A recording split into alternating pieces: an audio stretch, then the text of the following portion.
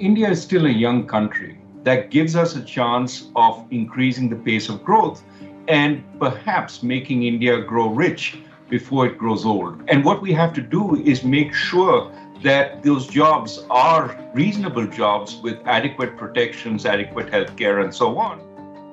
India will spend billions on job creation and training as part of its new budget as it tries to answer frustrations over low employment. But is it enough? I'm joined by Raghuram Rajan, a former governor of the Reserve Bank of India, now at the Chicago Booth School of Business. Mr. Rajan, thank you for joining us. Before we get to this budget, you've warned that a lack of jobs across India could squander the country's demographic dividend in the future. What do you mean by that? Well, India is still a young country. We have many millions of young people entering the workforce every year. And that could be a boon if all of them get jobs, because that would increase the rate of economic growth, that would increase well-being. And it's a dividend which lasts only for the next 15 to 20 years, because India, like many other Asian countries, has very limited immigration.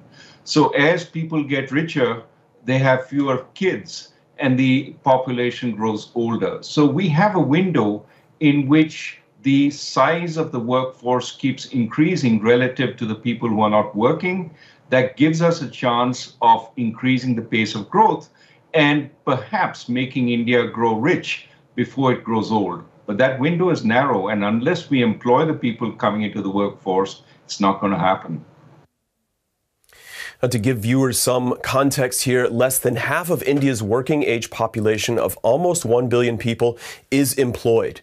That's compared to around 70% in other emerging markets.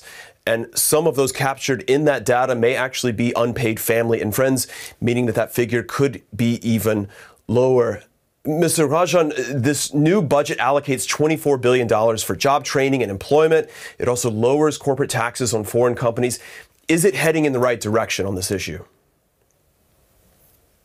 Well, it is heading in the right direction. That is something one cannot dispute. The question is it big enough?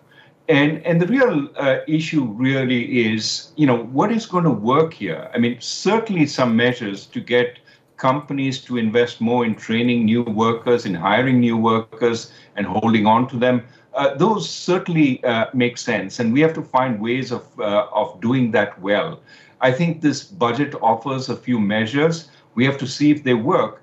But we also have to recognize that part of India's problem is while we have a segment of workers who are really highly trained, top quality engineers, top quality scientists, we also have a large mass who are not well trained, who haven't been to good schools, who haven't got a decent education. And we have to figure out how to make them employable, which may require a lot of remedial training also.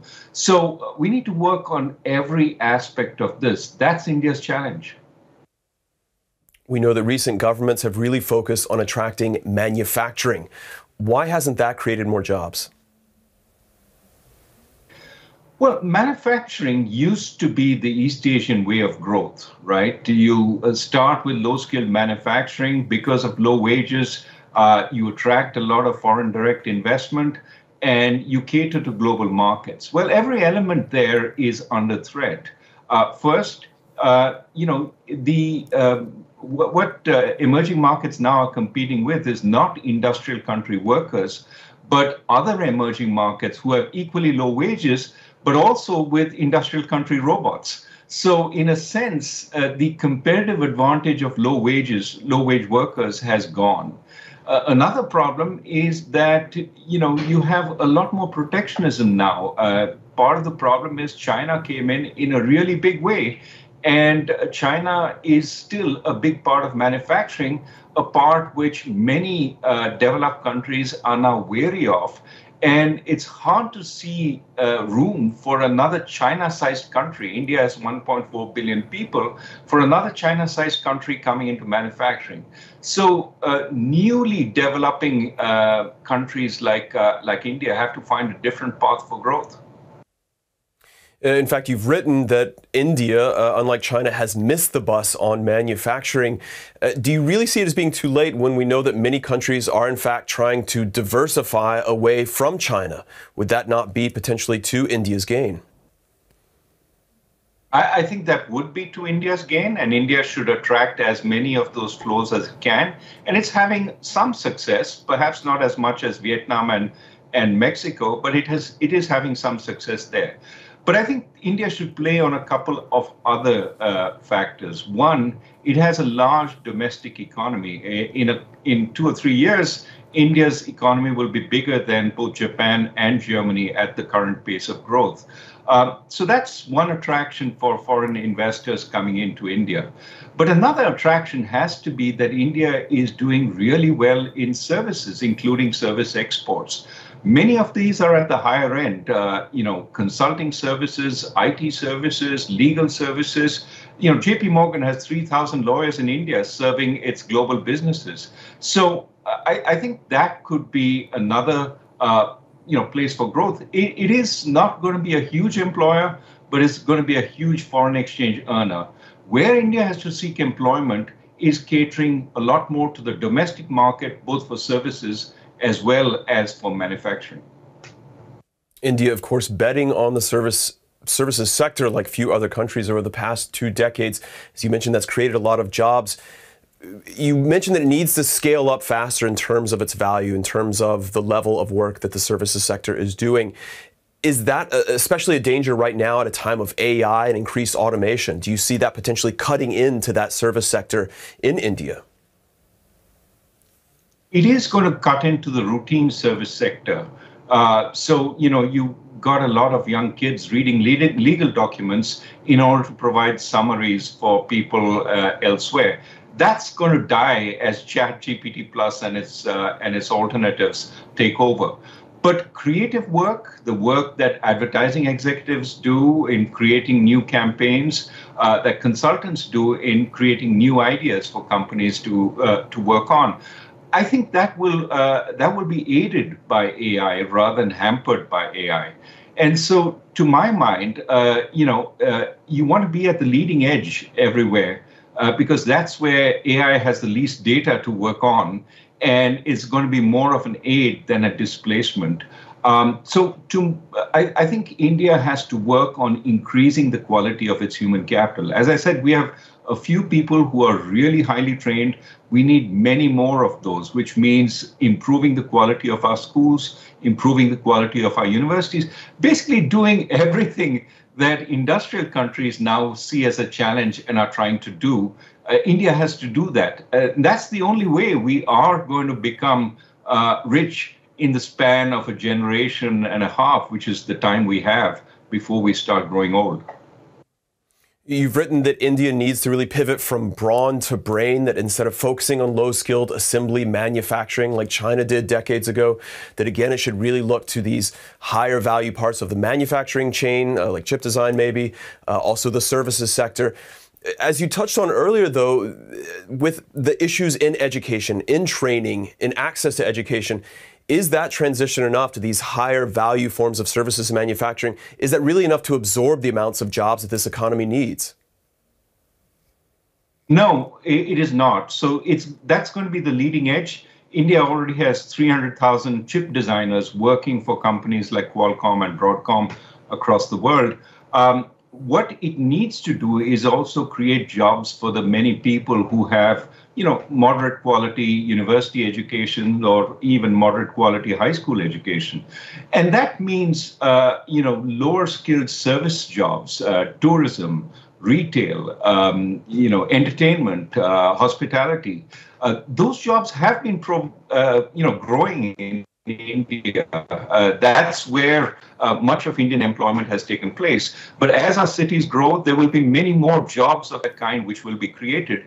And what we have to do is make sure that those jobs are reasonable jobs with adequate protections, adequate health care, and so on. And we need many, many more of them. So we have to work on every part of the spectrum. Again, that is not to deny that we also can benefit from manufacturing jobs. any manufacturing that comes to India because of India's improved infrastructure, India's improved capabilities amongst its workers will be really welcome. But we need to work on all fronts, and certainly we cannot afford to ignore services. We know that, as you mentioned, India is designing chips already for foreign companies such as Qualcomm.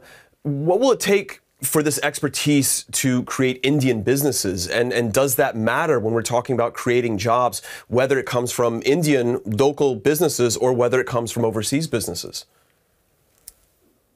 It does matter. The name of the game is intellectual property, right? What Qualcomm has going for it, or NVIDIA, is tremendous amounts of intellectual property built over time. So India has to start sort of creating its own intellectual property. This is how it's going to move from being the source of generic pharmaceuticals in the world to actually inventing new drugs which help the world. And that means really improving the quality of our universities, the quality of research and development. I mean, many people in Germany know, a few smart Indian students.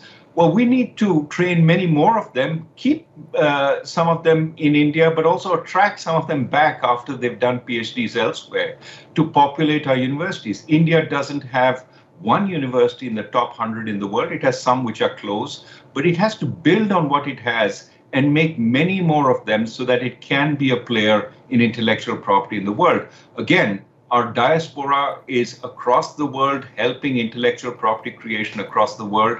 We need to create many more in India like them, and perhaps attract some of them back to India. We also know that when it comes to administrations and rules across India, the country is well known for bureaucracy, for having an entire slate of different rules and protectionist measures, for example. Do you see that changing any? If we're talking about customs delays to high import tariffs, is there going to be movement on this as we look at this issue? Well, I think the attempt is to move away from colonial inheritance from Britain, which was a very sort of strong bureaucracy. We've been trying. And, some aspects of the current budget, for example, tariffs on cell phones were reduced from 20% to 15%. That's a movement in the right direction. I think India has to become less protectionist, much more focused on creating competition for some of its own homegrown companies and making sure that they can actually survive in the global economy. I think for that, we have to work on fundamentals rather than on protectionism, creating a stronger workforce, a better trained workforce, but also easier rules for our domestic businesses to navigate. So I think it's in India's interest to eliminate some of the bureaucracy that has been built up. And certainly it's work in progress. It's what governments try and do. So a lot of issues on the agenda here if India is really going to tackle this question of jobs and employment. Do you feel like after these recent elections, this is really on the government's radar in a way that it never has been before? That's the beauty of democracy, right? Before the elections, a lot of government economists were pretending it wasn't a problem, that we don't have good unemployment numbers, so you can debate till the cows come home whether unemployment is higher or not. But the election results clearly brought home the worry that many people have about their economic futures. And I think this budget is in some measure a reaction to the message that was sent in the election. Democracy works. India needs it, and it has been helpful. You also have a very democratically elected government in the sense that this is a coalition government. It's several parties. Will that help or hurt progress in this area? I think the fact that the government has to listen to partners outside the ruling party is a benefit. Of course, there's going to be a fair amount of leverage these parties have, which translates into resources they will demand for their own states. That does create concerns amongst other states, whether they are being sort of deprived of resources.